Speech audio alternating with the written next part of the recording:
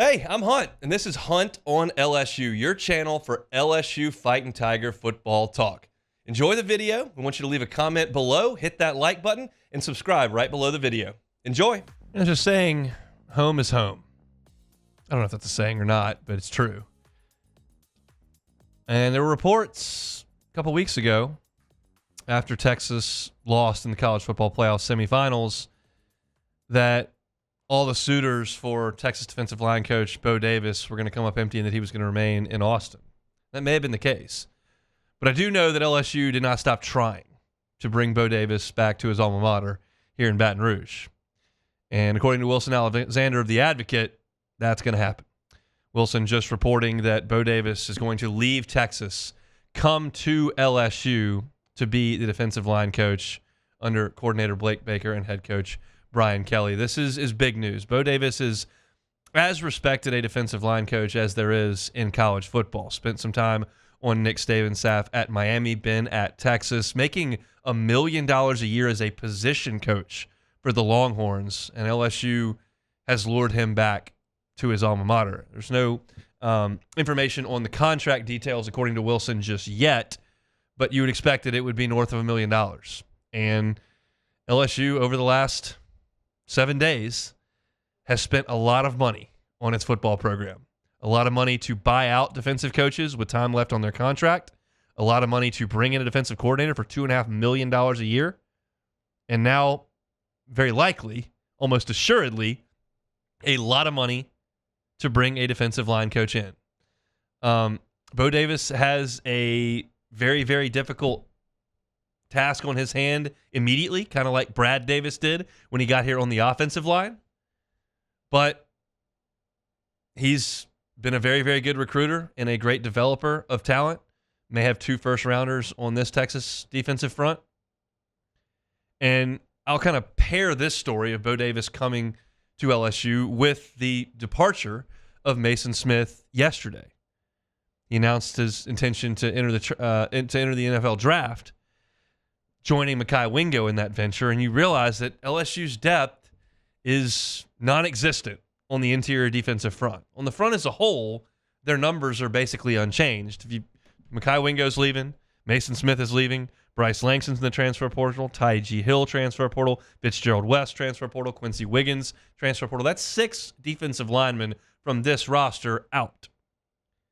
And you're bringing in 6 at this point. Sean Washington, the JUCO transfer, Gabe Relaford, edge player from Evangel, C.J. Jackson, edge player from Tucker, Georgia, Demarion Johnson from New Iberia, who's a defensive tackle, Ahmad Bro from Ruston, and Dominic McKinley, who's committed, not yet signed, from Acadiana. So that's 6 coming in to replace the 6 leaving. The difference is the 6 leaving, Mekhi Wingo and Mason Smith are your starters and are third and fourth year players. And you're bringing in a bunch of freshmen outside of Sean Washington.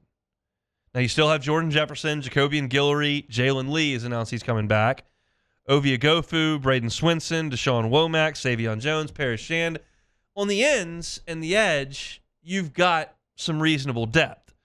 You've got Ovia Gofu, Braden Swinson, Deshaun Womack, Savion Jones, Paris Shand. Like, those 5 guys played a lot, are old enough. Like, that's... I wouldn't call that elite level LSU defense in terms of talent, but on the numbers, like, you're okay, especially when you consider, bringing in a couple of younger players like Dominic McKinley. It's the inside of the defensive front that is really, really thin. You've got Jordan Jefferson, Jacobian Guillory, who are reserves and have been at LSU. You've got Jalen Lee, who's been a reserve his entire college career. And then you've got Sean Washington and Demarion Johnson in this class. Essentially, Sean Washington's going to have to be a hit. Some junior college guys come in and pick it right up and are good. Some come in and you find out they can't cut it.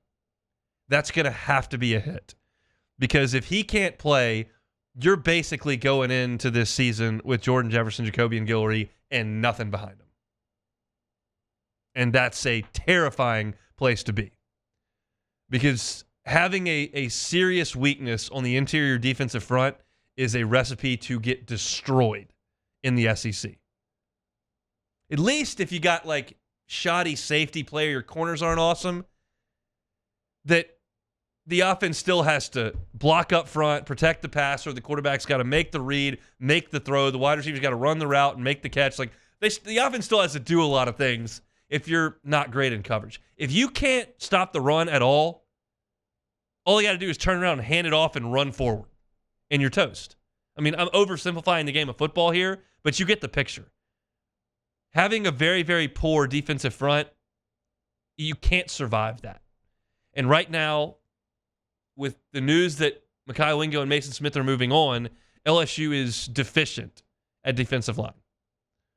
So my immediate thought, now that Brad Davis comes through the door, is anybody in burnt orange that wants to follow your position coach? Anybody at Texas that wants to come on over with you? Transfer portal opens up after spring. Like, we'll take you. Because this looks very daunting. If you brought Wingo and Smith back, both of them, all of a sudden it would look pretty healthy. And if you lost 6 guys, but it was the back end of your depth chart, it wouldn't be that big a deal. It's the fact that you've lost 6 guys and 2 of them were your veteran starters.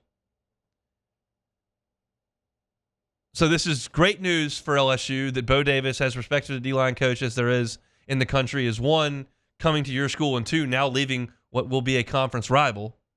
It's weird to say, but it's true. That's very good news. The task he's got, like the task Brad Davis had, is daunting. And I would imagine there's a good chance that Bo Davis gets this thing turned around like Brad Davis did on the offensive front. It just takes some time. It doesn't take as long as it used to because you've got the transfer portal, but it will take a little bit of time. So as far as LSU is concerned, great hire, still a lot of work to be done. The other side of this coin is these guys leaving early. And this is happening less and less throughout college football. But it happened to LSU here.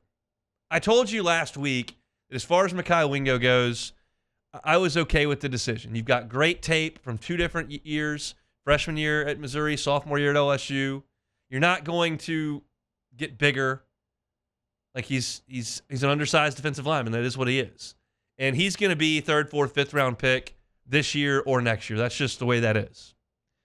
So I thought that was an okay decision. That's the way I feel about this 95% of the time. I think, yeah, you're good to go. I can remember fighting with people when I did Hoops with Hunt about Naz Reid. Oh, he's not ready to go. Why is he going to leave? And no, he's 6'10". He can shoot a little bit, and he's 19 years old, and somebody's going to take him, and it's worked out okay for him. Felt the same way on that sport about Tremont Waters. He's going to be 5'10" this year. He's going to be 5'10" next year and the year after that. Might as well go give it a shot. I don't feel that way about Mason Smith. And the reasons are pretty obvious. He does have a massively high ceiling. Mekhi Wingo does not. But he does. And there's essentially no tape that paints Mason Smith in a dominant light. He was a reserve player as a freshman who played some mop-up time. He did not play as a sophomore. And last year, the production was minimal. You saw some flashes in the bowl game. And apparently he felt good enough about that to give this a shot. But what I said after the bowl game, and I'll stick to 2 weeks later, was if you can do that, what you did for 3 quarters in that bowl game, if you can do that for 4 months next year, you change your financial future greatly. Because now an NFL team would look at this and go, there's all this upside potential, and I've got the production to back it up.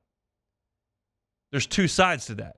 Now you're going to say, okay, this guy's huge, great frame, but I'm going to have to hope he can play because nothing on the tape is going to suggest that. And that difference could be negligible. It could be massive.